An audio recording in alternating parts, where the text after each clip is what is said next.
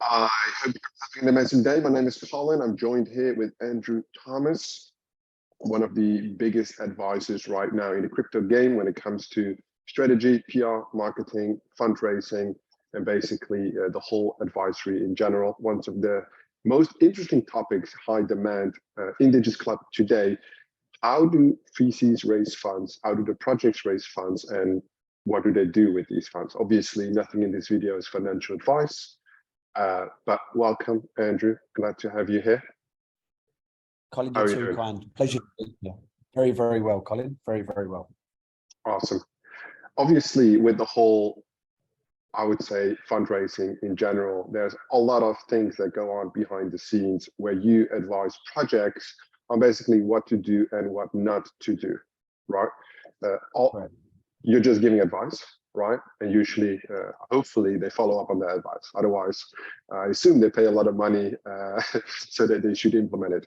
Let's start with, let's say, the most obvious reasons during this bear market. Are projects desperate for advice? Are they desperate for funding? How has things changed in, let's say, the last 3 to 6 months? A lot of Web 2 projects that are coming across that are suitable for Web 3, or people that have, people that are quite entrepreneurial that are coming into the Web 3 space.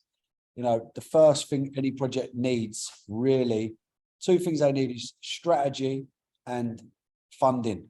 So what we're finding at the moment is most projects are looking for funding, but when we have a look at their strategy, they don't really realize how, far off they are from having the right strategy in place before they'll even get funding. So what we're noticing is now is people are getting rejected from a lot of VCs and they don't know the reasons why. But when you have a look at what the VCs are looking for, these projects, they've not even ticked off one of the 5 main areas that a VC will be looking at. So that's why we'll try and come in. We'll have a look at the project, have a look at, what they've done previous. Has anyone in the team ever worked on Web3 projects previous? If not, what notable Web2 projects was they involved in? And then we'll take on the projects from there. But what we're noticing is most projects, they really want funding. But the reason why they're not getting the funding is because the strategy or the advice they've previously been given is not it's not right. So you mentioned 5 boxes that VCs are looking for. Usually they hit either 0 or one of those boxes. Can you give us an idea what these boxes mean and what the VCs would be looking for right now? Okay, so at the minute, you'd be looking at the team. So the team is a very, very important part. I can see that you've been working alongside the G4AL team. I'm also their advisor. But their team, for me, is like an all-star team from Web 2. Manel, Trip, Adria, Christian. These guys have all achieved quite a lot previous to coming in to Web 3. What else will they be looking at? So they'll be looking at tokenomics. They'll be making sure that the tokenomics are, especially within gaming. Although G4AL is a blockchain, if we're really going to look at mass adoption, I'm seeing more and more games coming over from Web 2 to Web 3. You've got to make sure that your tokenomics and your valuation for the project is, spot on. And what you'll find is if the team try and do this themselves, they'll get shut down very, very quickly. Or if they don't go to the right people in the market, then that'll be a big factor in why they're getting turned away. Obviously, marketing strategy, partnerships. I'll give you a prime example. Where did people make a lot of money from in the last bull run was probably layer 1 blockchains. You just had to say you was a blockchain and you was getting funding hand over fist. We've just seen it recently as well with Aptos and Sui. I believe they use a different type of coding language. I think it's maybe Move, but they raised a lot of money. But I think you'll find, unless the actual infrastructure has really, really changed, even layer 1s now, they're not getting the funding that they once was. And that's because VCs that we deal with, they're looking at how they're going to get adoption onto that blockchain.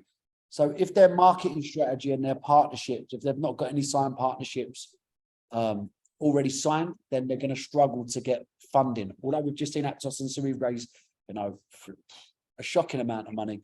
I feel that that's going to slow down now. So for me, VCs are really looking at, digital identity plays, infrastructure plays, but not really layer one, unless something comes out that's really, really special. Yeah, that's the way that they're looking at. Other things they'll be looking for is the USP. They're making sure that the company's got their finances in order. We're seeing projects getting bootstrapped, and they've only got a runway of a few more months before they need money. That's never a good sign. Yeah, fair enough. When we look at something like Appetize, what do you think about valuation inflation? These companies, I read about that blockchain, that I think the public valuation ultimately on TGE was something like 6.8 billion. Obviously, a blockchain in the experimental phase, I think everybody with common sense can say it's not worth 6.8 billion based on a visionary principle. What do you think about this? Because ultimately it's holding back potentially Web2 adoption in terms of like VCs, old money coming in by these insane valuations. Ultimately, I think they looked at the tech behind Aptos and Sui, and they thought, this could be the next big thing. And I think the only way you're going to really disturb the top blockchains that have already got mass adoption onto them is by coming out with a blockchain that, does everything quicker, it's more scalable. Yeah, it is that much better. And I don't think we're going to see that. I certainly don't think you're going to be, competing with the likes of Ethereum, BSC, IMX for how they're really getting the adoption from the gaming world. The top games that are coming into this market now are coming over to IMX. And, it's not just VCs that are investing into these projects, it's the grants that these blockchains have got to really fund the developers and publishers that are coming into this market. I know IMX, they was probably the most bullish, not too far behind them. I know Polygon was giving out some good grants, but I believe that's slowed down now. I'm not sure if it's because of what's happened with FTX, because quite a lot of the blockchains may have been affected because of this. But yeah. These grants, yeah, just a side question. How does the actual funding process work? Do they get in their own native token? So let's say you get a $200,000 grant from IMX. Do you get an IMX token, or do I set like USDC or some shit? Usually it will be in the IMX token, or if Near are giving grants, I believe it's in the Near token or Boba, Polygon. You normally get it in there. But it would make sense that the person receiving the grant to just liquidate those funds, no? Yeah, they can do, but they're not just given a grant up front. I know IMX, I know a couple of people that actually received, a couple of projects that actually received IMX grants, and I believe, the grant is given over, a set amount of time, depending on when milestones have been hit. So, these are very smart people that are behind these companies. They're not just going to see a good idea and just push money into it. They want to see what the milestones are, and then they'll pay you out as and when you've reached them milestones. Yeah, fair enough. I think that makes sense. When it comes to these VCs scouting for projects, of course, in a bull market, when everything you touch turns into gold, right? Ultimately, look at the public sales. Everything did like a 20, 100x last October, November. Right now, these things have slowed down. Even like token generation events are being postponed, everything. What are the VCs ultimately looking for? You mentioned infrastructure before, as an example. Are they still like investing into seed rounds, pre-seed of games, or has that slowed down as well? It's definitely slowed down. I do think they're being a lot more fussy, but we've seen a big change in the way VCs are analysing projects, and I think VCs now are doing a lot more to make sure that they're protecting their investment. Some of the tier one VCs that are out there, like A16, Paradigm, Multicoin, Animoca, these are some of the tier one VCs that are out there.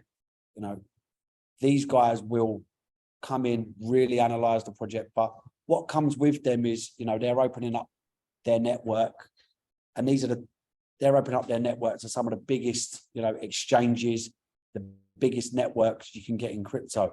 Like, for instance, Republic I believe they've done the tokenomics to a project I was working on, you know, and they really did spend a lot of time. They come on as an advisor. I'm not even sure if they invested, but, you know, certain VCs you'll go to depending on what your project is. So like Animoca for gaming, you know, Yatsu's vision is pretty amazing. They've got a great team down there. Any gaming projects or infrastructure project for gaming, you know, they certainly offer the most support there, I would say. What do you think about Finance that? as well. What do you think about, let's say, Animoca's brand strategy before, when the market was more bullish, even though they were like in a linear downward trend, they kind of spread the investment into like smaller batches of all the games, right? At some point you saw Animoca almost on every deck. Right now, it seems to have basically turned a full 180 degrees where they're quite picky. They don't invest that much, but perhaps on higher tickets. What do you think about that? Yeah, you're exactly right. I think that they got labeled as one of the VCs that was investing far too much, and you did see their name on a lot of decks. But yeah, now they're being a lot more picky. They're analyzing projects a lot more, but you know, I find they do offer a lot of support. They do get pretty hands-on with projects. So yeah, I think Animoca is still a tier 1 VC, but I do think they was invested a bit far too much. End of Q4 last year. You know, we come out of the bull run about middle of November last year, and it's been pretty, you know, been a downward trend into a full bear market since then. You know what I just noticed? That Halloween attire you got, it looks like toilet paper coming down from the ceiling. I do apologize about that, everyone. Yeah, we have just had a Halloween. Yeah, it's just been Halloween. We had a little Halloween party in the office, so I do apologize for the decorations. No, it's okay. Got to keep the culture going, right? The atmosphere, very important. All right, back to the VCs, because ultimately it's something that generally the retail investors don't have access to those insights. And that's why I thought it was quite interesting to at least understand their vision. Could you perhaps break down how the VCs actually make money? Because we understand they invest, at some point they have to liquidate and take profit. But some of these VCs might have a very short-term vision. Some might have very long-term. How does that work? VCs work in different ways. So like Y Combinator, for instance, you know, if you have a look at some of the projects, they've just moved into the crypto world with, I think their crypto arm's called Orange DAO. So they will invest into a project, and then, you know, all the other projects that they've invested into, they're sort of entice them to working with each other, which is really, really good. So then all of their projects are supporting each other. They will normally get involved at the very, very earliest stages.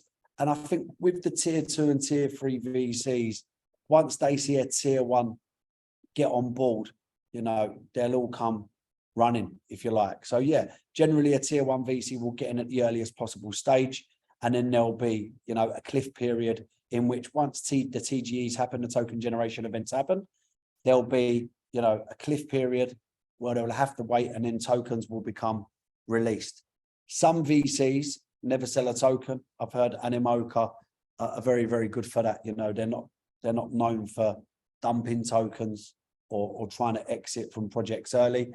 Other VCs, you know, they're labeled as, you know, the VC that will come in, try and help the project as much as they can, but then the minute they can make a quick profit, get out. Which that's a business model, fair enough, fair to them. But they're more like a bank in that way. Yeah. Ultimately, no.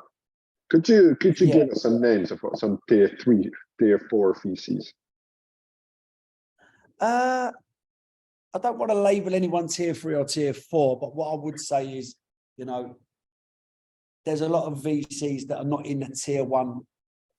The tier 1 So bracket. What makes a tier 1 a tier 1? Generally, the top American VCs. Like Sequoia, Pantera, or Tiger.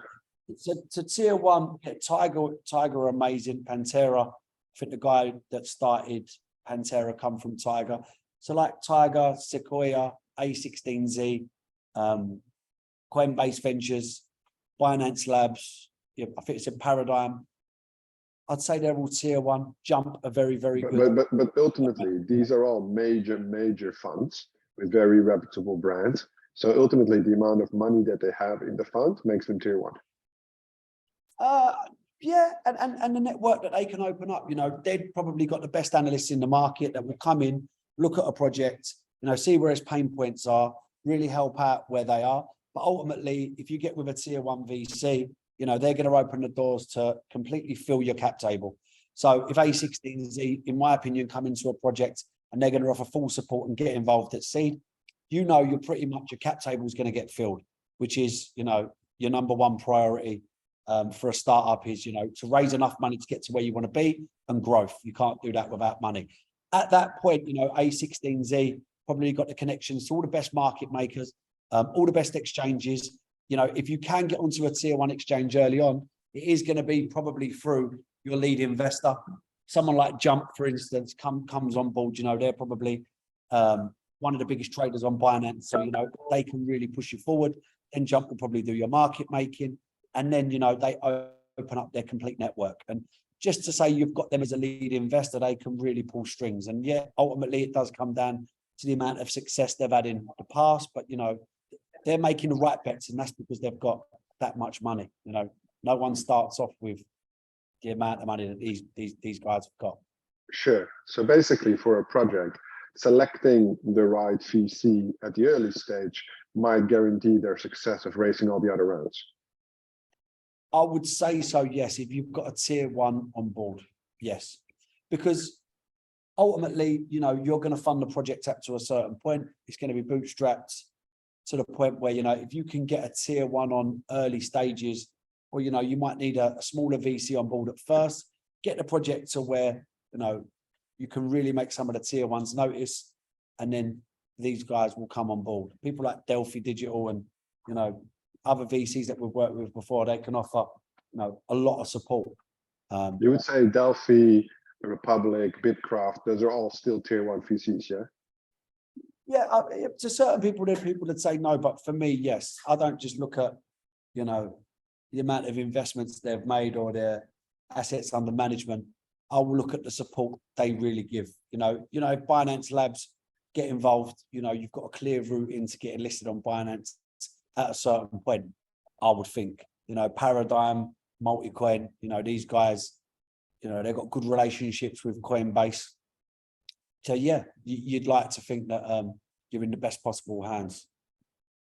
What does it take for, let's say, because you mentioned before, team needs to be good, project needs to be good, but obviously most of these projects have to go through a very thorough due diligence process by all these VCs. What would you say from your experience as an advisor overseeing all these projects? Most of them succeed, some of them might fail. What is the pattern where you see the highest potential of actually raising funds from tier one VCs?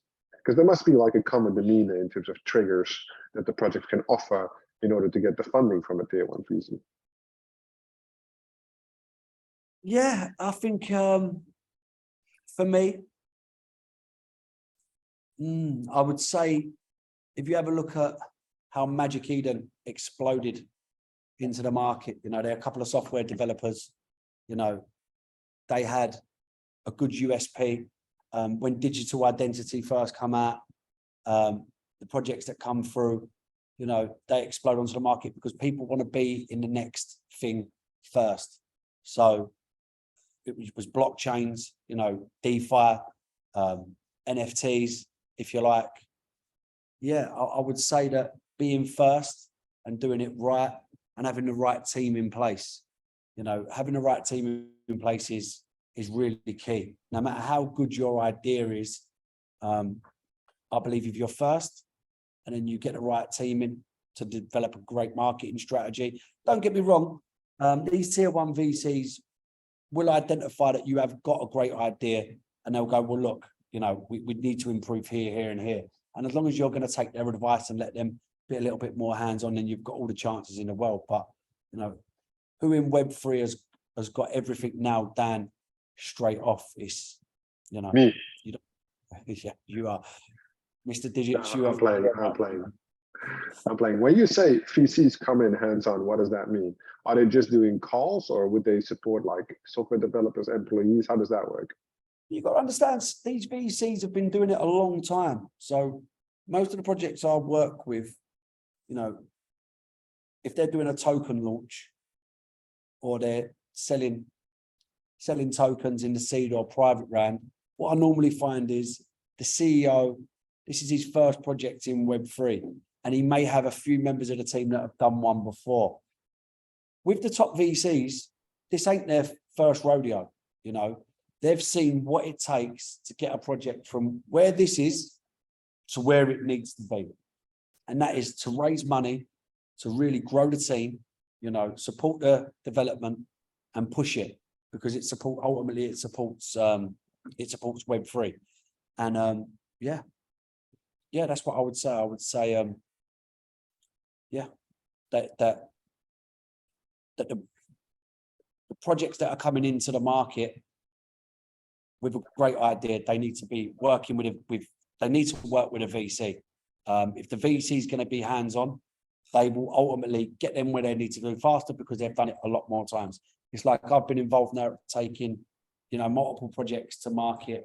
We've raised a lot of money for projects, and the biggest battle is explaining to a CEO that they need to do X, Y, and Z, and they can't see it. But, you know, for us, it's pretty easy to see because we've done it before.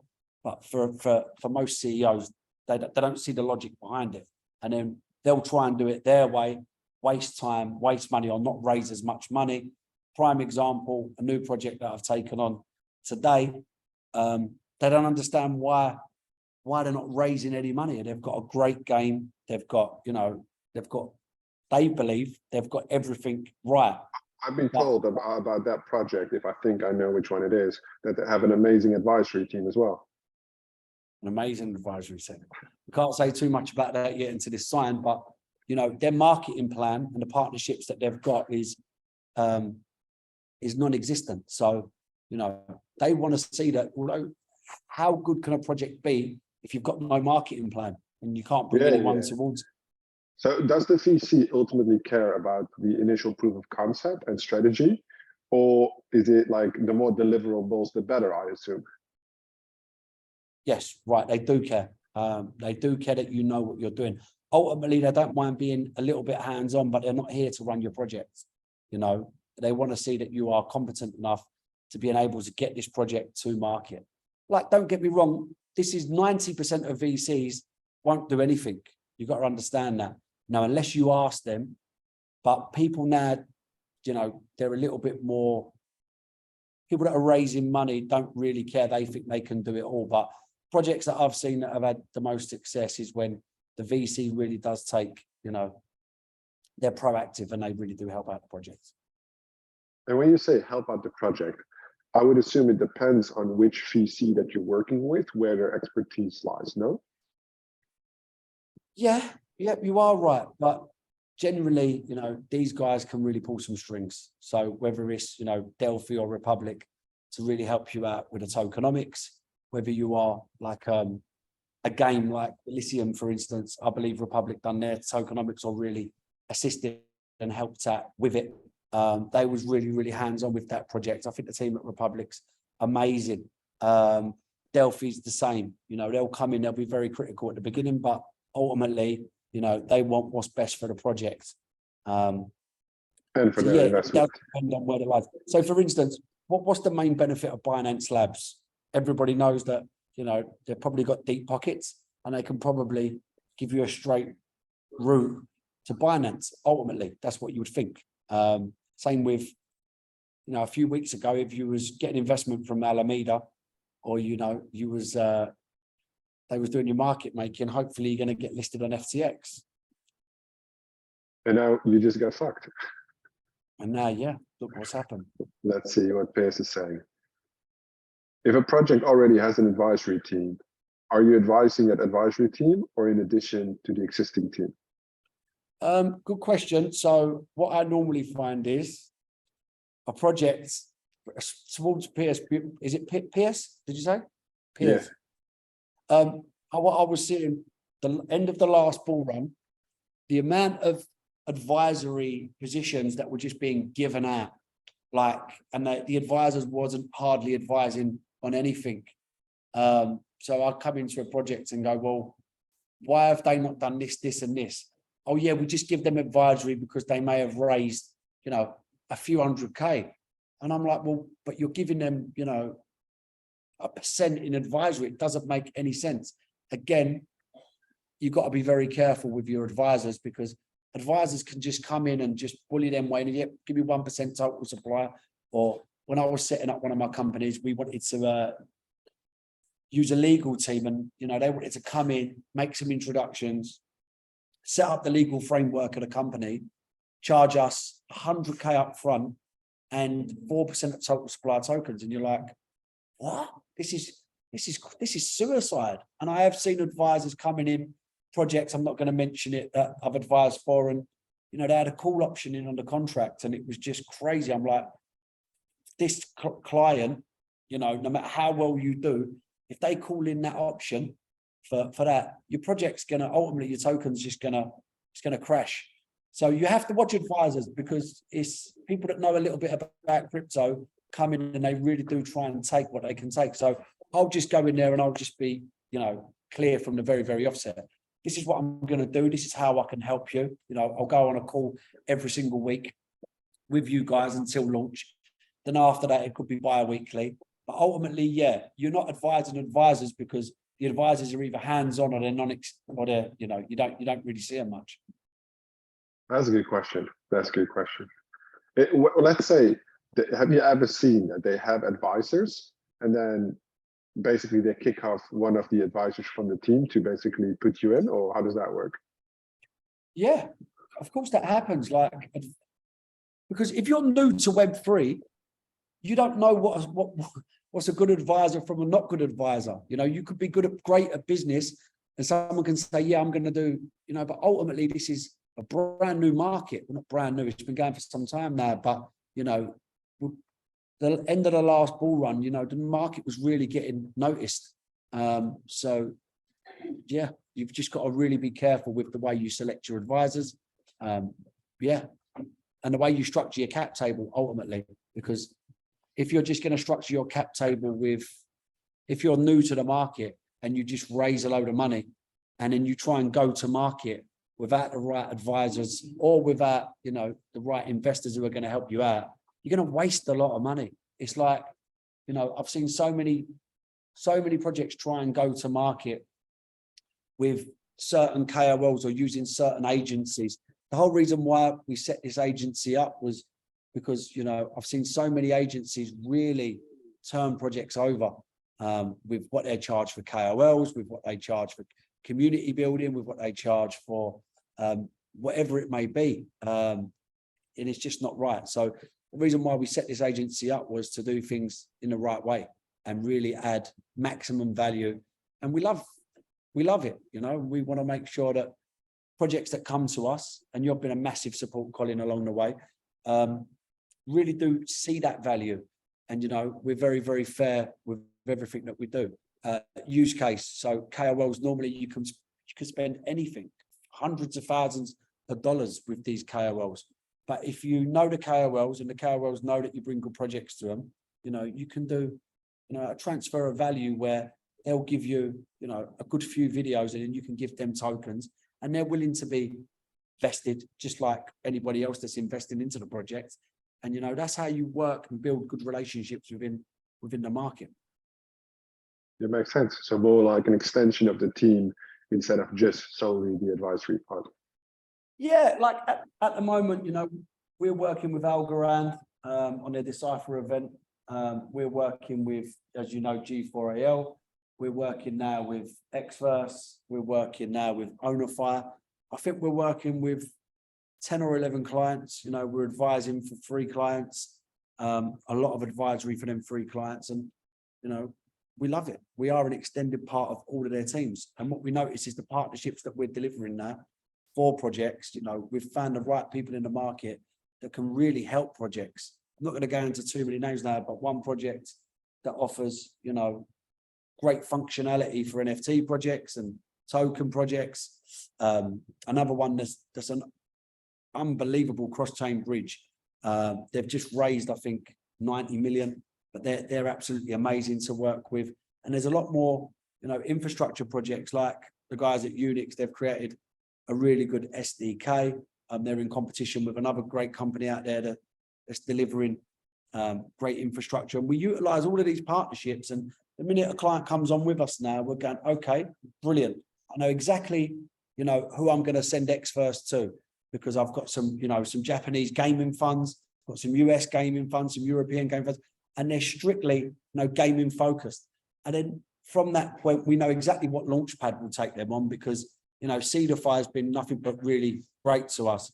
And, you know, they've really focused on gaming. So, you know, if you're a game, you're coming from Web 2 or you're brand new into Web 3, we know exactly the strategy from VCs, where to send your project to, you know, what launchpad really will take you on, and what the best deal is we can get. What centralized exchange is looking at gaming at that point, you know. Yeah, it's kind of like you've created an added value circle, just like the VCs have. That's what it sounds like. Say that again, sorry. You have created like an added value circle, just like you explained how the VCs work when they come on board. Yeah, exactly. The only thing we don't do is actually invest into the projects. Sometimes we invest personally, but that's the only thing that we don't really do is the investment side of things. My mind is blown so far. It's only been 30 minutes.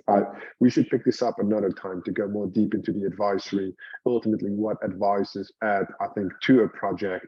And because most people don't understand advisory roles, right? Depending on the project, it's hundreds of thousands of dollars, but ultimately in return, sometimes less, sometimes more. In return, there has to be a significant added value in order to get that, or you get replaced, right? These type of things. So it would be definitely interesting to touch base on that in the future. For now, Mr. Thomas, I appreciate your time. Thank you so much for joining us. I hope we can do this again sometime. Brilliant, amazing. Thanks for all the questions, guys, and I look forward to speaking to you guys soon. Thanks, Colin. All right, thanks, everybody. Have a good day. Cheers.